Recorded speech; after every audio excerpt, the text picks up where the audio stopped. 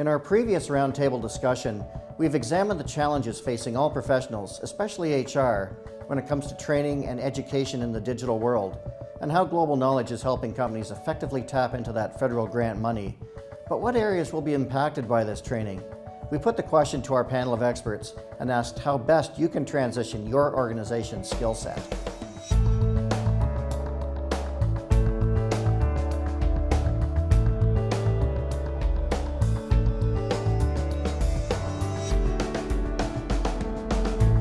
Michelle, what is the digital skills gap and what do organizations need to succeed? And let's consider all people within the organization. Yeah, sure. So the digital skills gap is the gap that's being driven by the pervasive use of technology within organizations today. And it can impact organizations in a lot of different ways. So first of all, organizations need to respond by ensuring that everybody is more comfortable with what we call digital literacy. And that means using technology tools to perform their work. It means working in different ways with different people. And the types of training people need may vary by their generation. So for instance, millennials might need training on how to work with technology in a business environment, whereas people who have been around a little bit longer might need to just be comfortable with the technology themselves.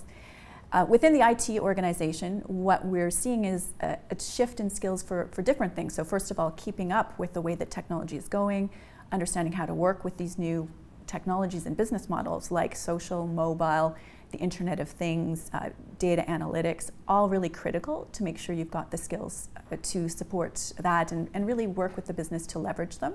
But within technology as well, we need to make sure that those IT professionals have the interpersonal skills to communicate differently, because we know in the old world you have a picture of IT sitting at their computer doing programming, and that's not IT anymore in today's world.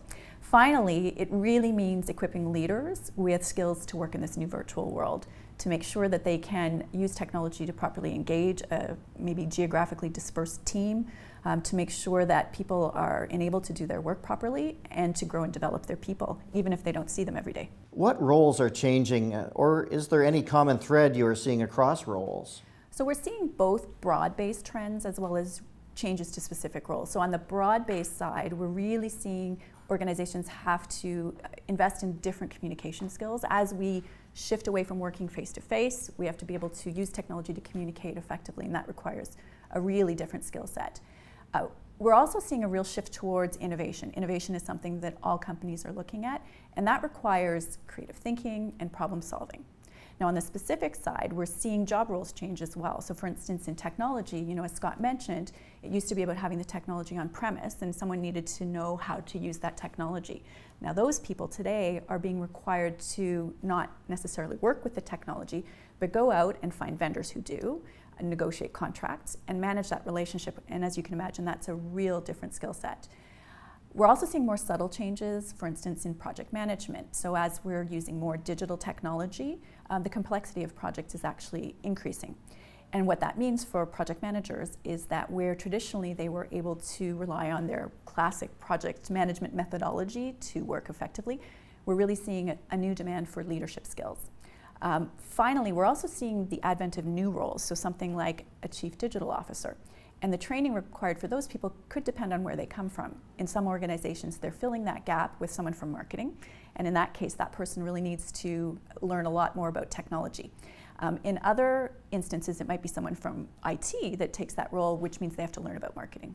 Scott, what is HR's role in this digital disruption?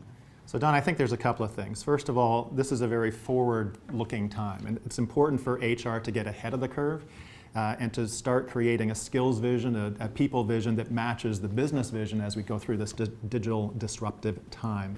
But the second thing, which will sound a little bit contradictory, is that it's important not just to be ahead, but also to be with the business, to really be a partner. And that can sometimes be a little bit uncomfortable, because to really walk with someone on a journey, you have to be willing to make decisions with them. You have to be willing to make mistakes with them, because we're not going to get it all right. You have to be willing to learn with them. And we've been talking for years about the need for HR to be a partner with the business, the same way we've been talking about the need for IT to be a partner with the business. But you know what? Now's the time to make it happen. And how can HR take the lead? I think there's probably three ways that HR can do that. The first is to really thoroughly understand the needs of the business.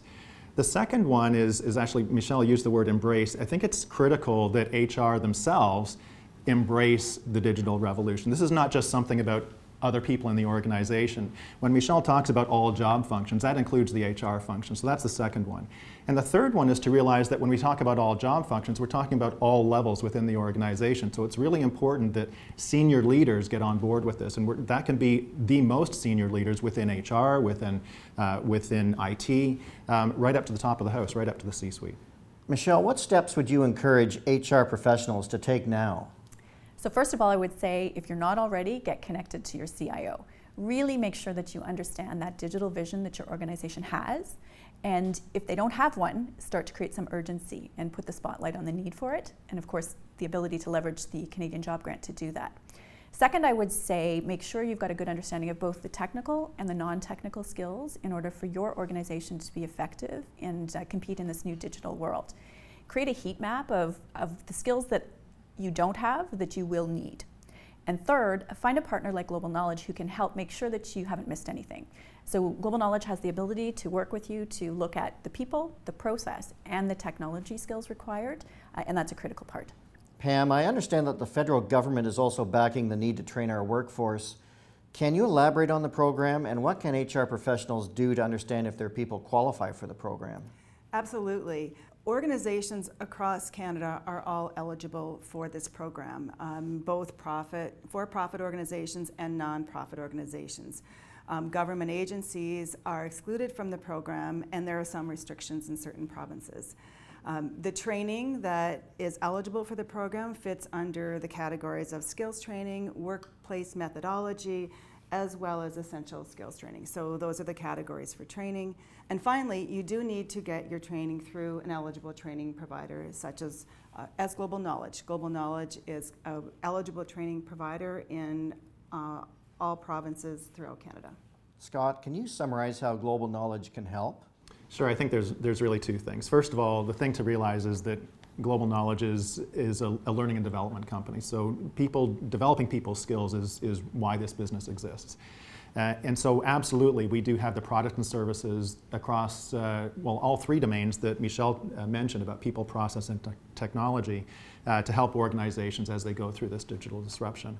But the second thing is also just very, very pragmatic because as Pam was discussing, this program, it's a government-funded program, and so like many programs, there's some complexity to it, right? So there's processes you have to go through, there's an application process and so on, and it can be daunting. So the second thing, the role that we can play is just helping folks get through that process.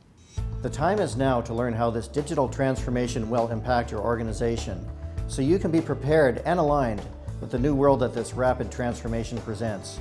Visit globalknowledge.ca/Canada Job Grant to find out more and register for a free webinar, Preparing for Digital Disruption, Future-Proofing Yourself and Your Organization.